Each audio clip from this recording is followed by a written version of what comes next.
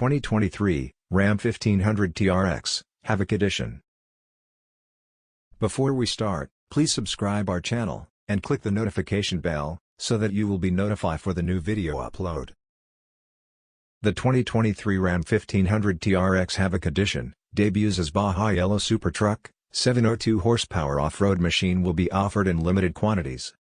The Ram paints the quickest, fastest, and most powerful mass-produced truck in the world, in a new Baja yellow color with contrasting decals and black 18-inch beadlock wheels. Inside, it gets Prowler yellow stitching, carbon fiber accents, and a plaque on the center console to denote the truck's special status.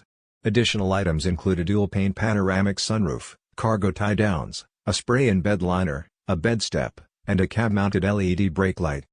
Being fitted as standard with the TRX Level 2 equipment group, which is a $10,000 option on the regular model. It gets an assortment of goodies.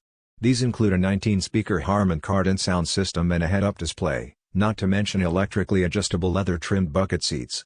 The comprehensive package also encompasses ventilated seats front and rear, a wireless charging pad, a surround body camera, and a digital rear-view mirror camera.